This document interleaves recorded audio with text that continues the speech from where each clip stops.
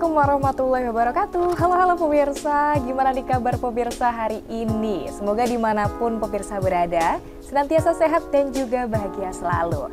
Senang sekali hari ini Sekar kembali menjumpai pemirsa tentunya dalam program On The Screen. Nah, spesial banget di episode On The Screen kali ini, kita kedatangan tamu jauh-jauh dari Aceh yang merupakan seorang aktris, Masya Allah, multi talent banget yang kemampuan aktingnya nggak usah diragukan lagi. Jadi langsung aja kita kenalan. Halo, selamat pagi Kak. Gimana kabarnya? Dengan Sekar ya? Betul. Dengan kakak siapa? Boleh kenalan dengan dulu. Kak Cut Ratna. Kak Cut Ratna. Iya. Waduh, jauh-jauh dari Aceh ya Kak ya? Ya gitu. Kemarin berangkat dari Aceh kapan nih Kak? Berangkat dari Aceh sebenarnya sudah sebulan yang lalu ya. Cuman karena berkenalan, udah lama sih kenalan dengan Mas Tanto. Kita saling komunikasi dari 2019 sampai sekarang ya. Terus berkesempatan untuk main kemari karena diundang langsung. Alhamdulillah bisa sharing bareng sama pemirsa yang ada di rumah ya Kak ya. Benar. Kak Cut Ratna mulai berkecimpung di dunia perfilman, terutama di bidang akting, mulai dari tahun berapa Kak? Kalau sebenarnya kalau untuk film itu mulai dari setelah kita kan pernah kejadian tsunami dulu ya di Aceh ya 2004. Di situ mulai belajar untuk pertamanya sih panggung-panggung teater dulu.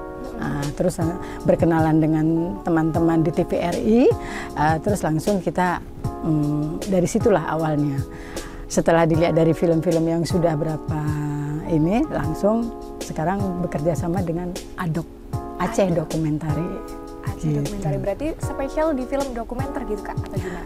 Iya, hampir begitulah. Lebih ke film-film yang berkarakter dan memang banyak kisah, kadang-kadang diambil dari kisah nyata juga, gitu. Iya. Berarti untuk mulai berkecimpung di dunia akting itu sekitar tahun 2000. Mulai 2004. 2004-an. Iya. Sampai sekarang berarti udah. Saya berkegiatan seni itu udah 20 tahun lebih loh. Wow, waduh, Masya Allah, luar biasa Betul. ini. Berarti mulai di dunia seni hanya untuk di film acting atau sudah mencoba hal-hal lain nih Kak? Sebenarnya awalnya sih saya basicnya dari model. Oh, justru di modeling. Iya, dari modeling aslinya ya. Terus karena memang kita bakat di seni itu kan tidak pernah menutup peluang ya. Betul. Ketika kita bisa belajar apa saja kan, ya sudah akhirnya dari modeling berambah ke belajar ke MC. Waduh, ternyata MC juga pemirsa, Masya Iya, Allah, emang multi talent sekali. Paling kan MC kegiatan wisata, terus sama MC wedding juga ada. MC wedding juga. Gitu. Waduh, sekarang harus belajar banyak ini sama Kak Cut Ratna, Masya Allah. Iya. Boleh lama-lama di Pekalongan ya Kak, biar nanti boleh lah Sekar kursus sama Kak Cut Ratna ya. Boleh. Berbagi ilmu itu kan tidak jangan pelit ya. Pada siapapun kita juga harus berbagi ya. Gitu. Kenapa awalnya bisa tertarik sama dunia film Kak? Entah ya, karena memang suka kali ya. Karena kita seneng aja, pertama kan di panggung teater ya. Jadi seneng aja gitu lama-lama. Mungkin dari Aceh Dokumentari sendiri melihat karakter gitu ya. Kakak ini kayaknya cocoknya filmnya ini deh. Jadi kita kalau Kak Cut di sana malah dibilang artisnya ADOK. Karena karena gini, kayak nggak ada pemeran lain apa Kak Cut aja. Di semua filmnya pasti ada Kak Cut gitu. Dan alhamdulillah selalu peran utama ya. Alhamdulillah. Gitu. Untuk pemerannya biasanya di bidang antagonis, protagonis atau semua disikat nih Kak? Kayaknya semua nih. Enggak, justru kebanyakan menjadi ibu-ibu yang menderita.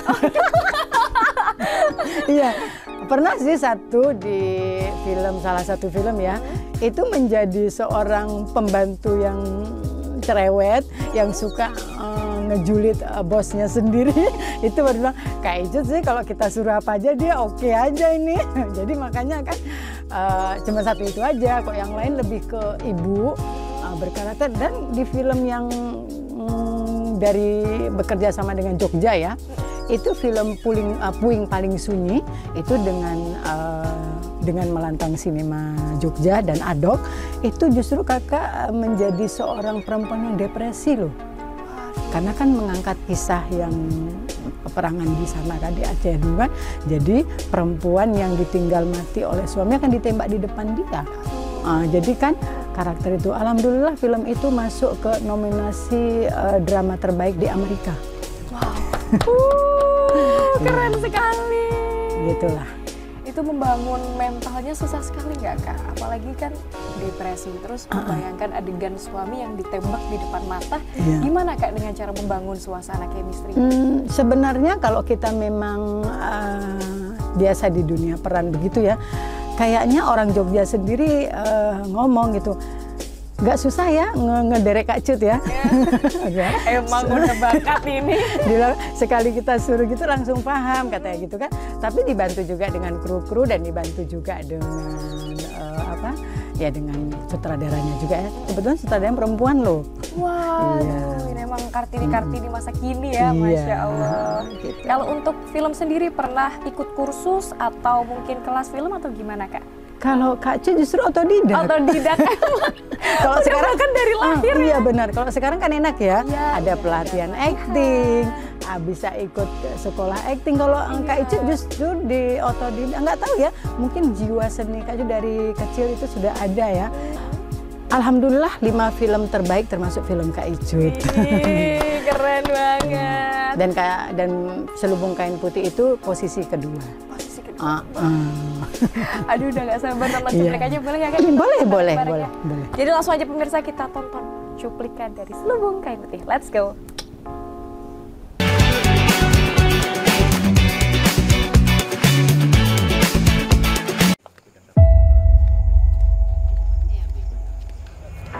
Pak Kecik, nyo kiban le masalah awaknya.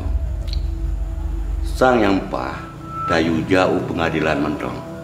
BAB wate tanya anak pun. Kau pun tanya apa kecil, mana dua ke warisnya?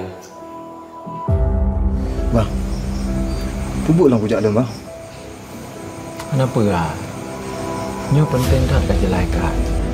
Lun tok supir segai na. Bek dipikir, nyan motor talur rental. Hai, bang. Nah, hana mangat dengan kamu. Jadi mangat baga leh bek tak putar-putar. Punca ji bak tiagam roh kalela. Tiagam roh nyan ka dipok kaca motogop.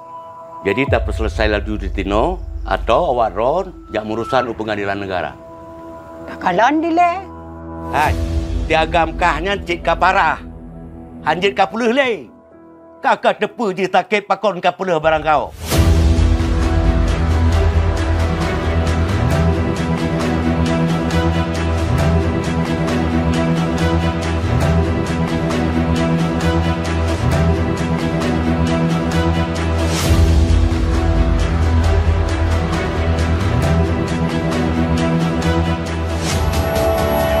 Baik menan.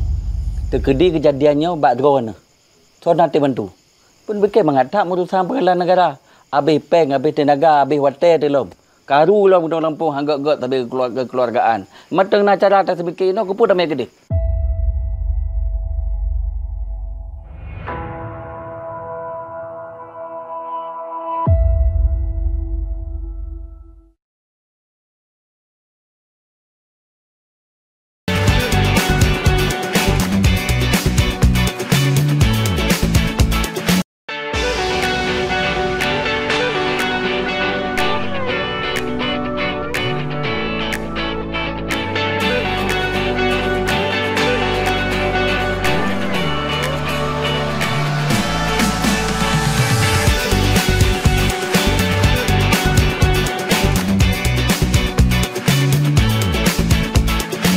Oke pemirsa, kembali lagi dalam program On The Screen. Kali ini kita bakalan lanjut lagi ngobrol-ngobrol bareng Kak Cut Ratna. Waduh, kagum sekali. Ini kayaknya kita nggak cukup deh Kak satu episode. pengen nambah lagi. Kapan-kapan nanti kita sambung boleh, lagi. Boleh, kita sambung di luar biar tambah lama ngobrolnya Kak ya. Benar. Oke Kak, tadi kita udah melihat sedikit cuplikan tentang Selubung Kain Putih. Kalau boleh tahu menceritakan tentang apa sih Kak? Selubung Kain Putih ini menceritakan seorang wanita yang kuat ya, perkasa, dan dia di salah satu desa itu dia dituakan pemangku adat lah, kalau kita bilang kan. Jadi dia menolak dengan ada penebangan liar begitu. Jadi kan banyak ada penebangan liar yang memang mencuri-curi ini kan, kayu untuk dijual secara diam-diam. Terus ada seorang bos besar yang memang menyuruh berapa ada pemuda lah di situ yang bisa biasalah pakai duit ya. Termasuk Pak Keciknya juga bisa Pak Lurah lah kalau kita di sana bisa disogok. Gitu ya. Habis itu ketahuan sama Mawasiyah ini kan, di situ peran Kak Icut kan Mawasiyah ya. Kalau di situ kan, kalau di Aceh Mawa itu wawa lah. Wawa kayak nyakwa gitu kan. Kalau di Jawa apa makci atau gitu kan dipanggil ya. Bude ya gitu. Terus karena ketahuan itu dia marah besar kan. Jadi di antara semua yang penembang itu kan, karena kita orang yang dituakan kan agak takut ya. Jadi dia memang nggak suka karena dia pernah kejadian dulu almarhum suaminya meninggal karena sedang memotong kayu itu ketimpa. Dan dia marah di situ, dia bilang kamu tuh paling kalau bahasa Indonesianya ya, ini kan kebanyakan bahasa Aceh ya, tapi kan ada ini kan. Ya di bawahnya, kamu itu dibayar berapa sih untuk nebang-nebang begini gitu kan? Kamu tahu nggak kejadian Pak Akub tuh suami dia kan, dia dulu kan gitu meninggalkan karena kejadian ini, karena tertimpa sama pohon itu. Jadi dia trauma masa lalu karena suaminya musibah itu. Jadi kan apalagi kalau ditebang itu kan berarti habislah tanah, habislah hutan ya, pohon-pohon itu. Jadi dari situ berapalah kamu dibayar sama toke itu, begitu. Dan itu kan nggak seberapa. Terus di dalam cerita itu dia punya siasat gitu. Kenapa dikatakan selubung kain putih kan, dia punya siasat. Ini kalau nggak kita kerjain besok pada dipotong lagi. Itu jadi ini karena cuplikan aja ya. Kalau yang sebenarnya itu endingnya itu akhirnya malam dia diancam sama yang menebang itu malam-malam kan.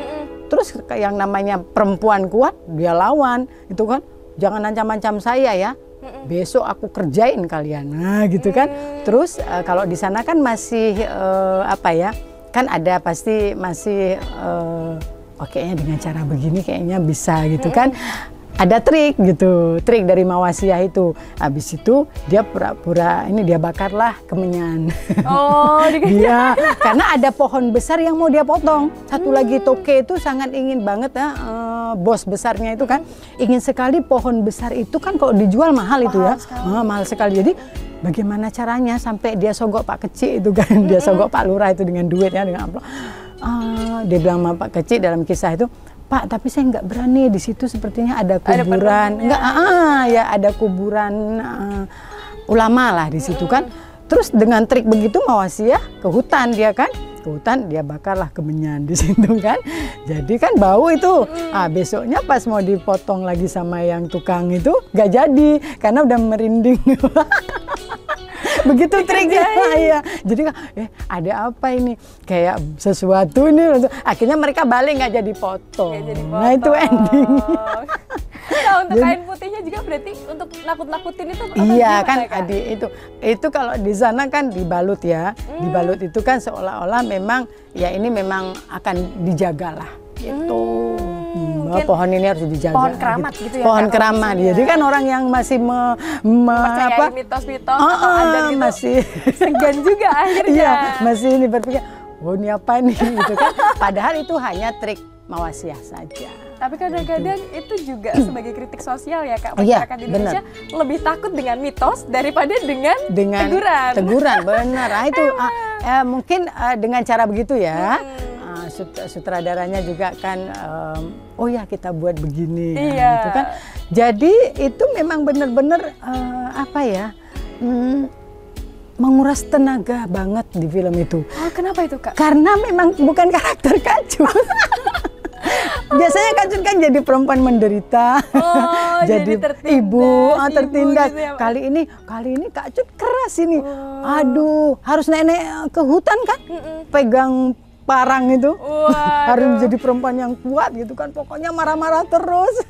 Kalau ngelihat Kak Cut di film ini berasa lihat ini vibes-nya Cut Nyak-Din. Dan satu lagi bocoran sedikit ya, itu penulisnya sendiri waktu nulis film cerita dia tuh kan Selubung Kain Putih, memang yang dibayangkan tuh wajah Kak Icut. Emang udah jodohnya Kak. Dia bilang gini kan, Bang, tapi aku kan, dia bilang sama sutradara kan, Bang, aku ada cerita nih, aku udah survei, tapi aku yang mau yang main ini Kak Icut, dia bilang itu kan. Waktu aku nulis ngebayangin ini wajah Kak Icut. Kayak gitu, dapatlah tawaran itu. Kak, kita bakalan ngobrol-ngobrol lebih lanjut habis ini ya Kak ya. Oke, pemirsa juga jangan kemana-mana, tetap saksikan On The Screen bareng Kak Cut Ratna.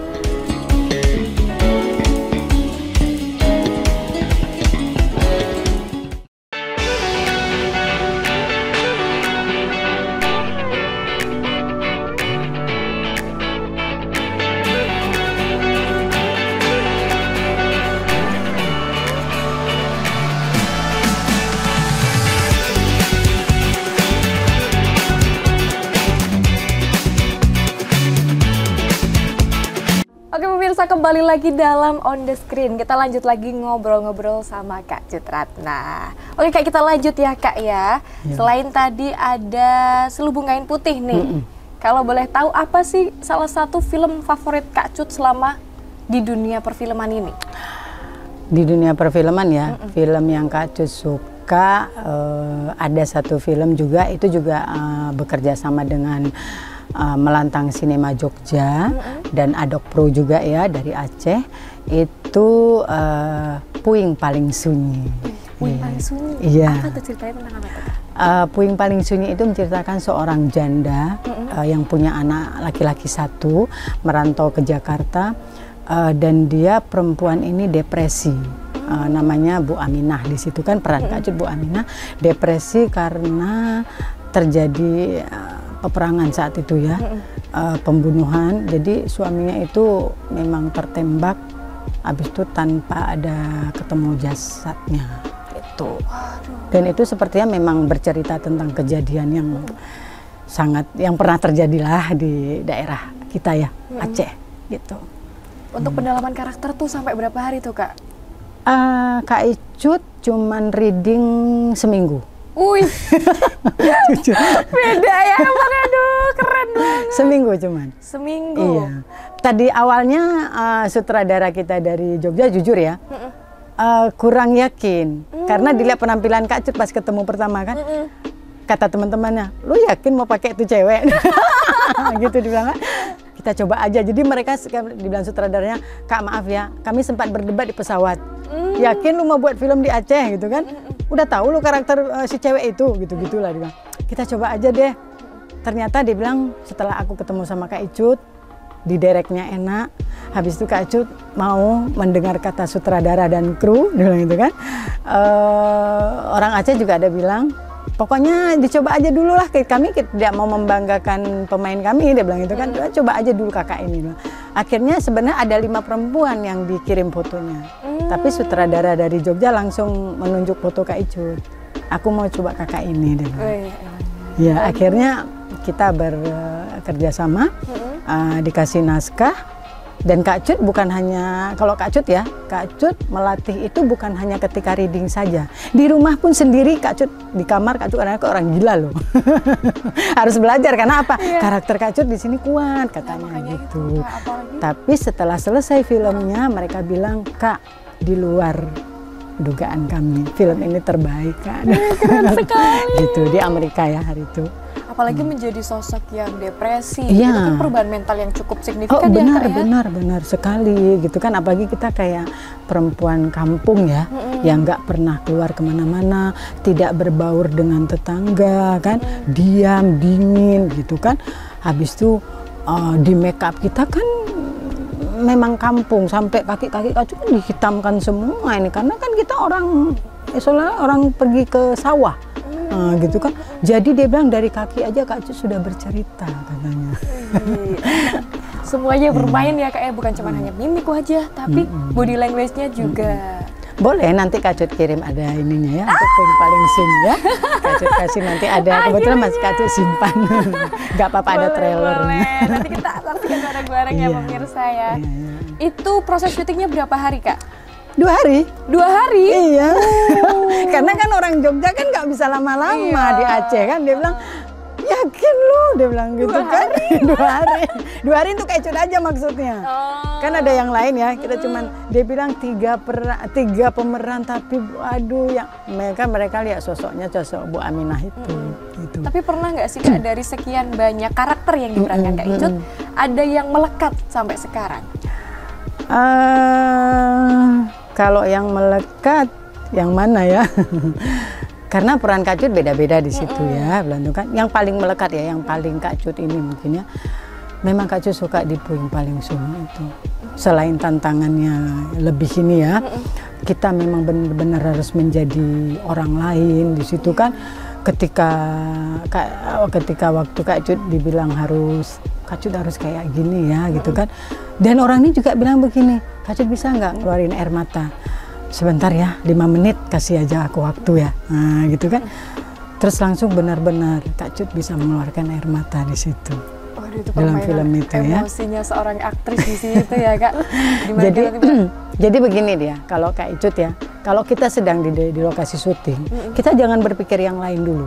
Fokus saja di situ ya. Dan Kak Cut walaupun sudah hafal, tapi tetap Kak Cut setelah di make up pakai baju itu kan, terus Kak Cut nggak mau ngobrol dulu dengan pemain lain. Kak Cut duduk fokus baca lagi. Terus Kak Cut dalamin lagi karakter. Supaya apa? Kita di situ kan bukan sendiri ya. Kita bekerja sama dengan tim, dengan sutradara. Kalau kita 10 kali di-cut kan orang jadinya bosen kan?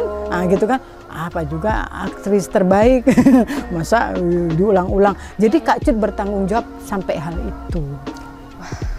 Itulah. banget.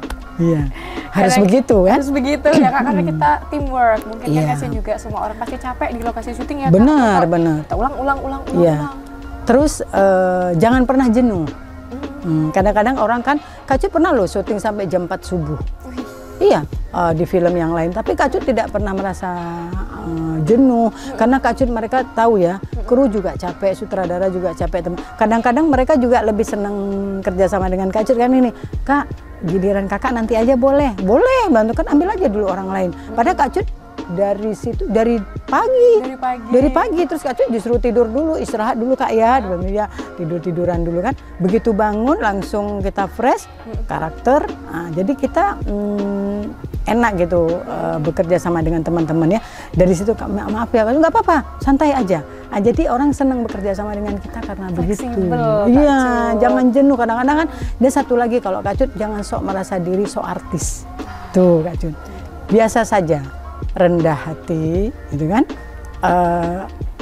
Kak Cut sampai sekarang pun walaupun film-film Kak Cut tuh banyak yang berapa yang terbaik, tetap selalu kalau diajak itu tetap ingin belajar dan belajar. Gitu. Keren banget. Iya.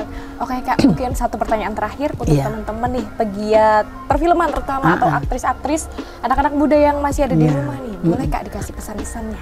Oke, bagi kalian yang memang suka di dunia film, satu pesan Kak Cut, jangan pernah jenuh dan harus saling bekerja sama, saling menghargai. Sekecil apapun umur sutradara itu, ketika dia menjadi sutradara, hargai dia sebagai sutradara. Dan ketika kamu menjadi talent dan kamu tempatkan diri kamu sebagai seorang talent. Itu. Keren banget. Iya. Setuju Kak. Iya. Terima kasih banyak Kak Oke. Cut Ratna sudah mau hadir meluangkan waktu sharing banyak sekali dengan pemirsa yang ada di rumah. Jangan bosan-bosan untuk main di Pekalongan ya Kak. Oh, tetap. Ditunggu untuk kelas actingnya Iya. dan kelas modelingnya. Iya. Oke, sukses selalu ya Kak Cut Ratna. Ditunggu karya-karya selanjutnya ya Kak ya. Amin. Oke, terima kasih juga pemirsa sudah setia menemani episode On The Screen kali ini. Jangan lupa untuk terus saksikan On The Screen hanya di Batik TV. Sekar pamit undur diri. Wassalamualaikum warahmatullahi wabarakatuh.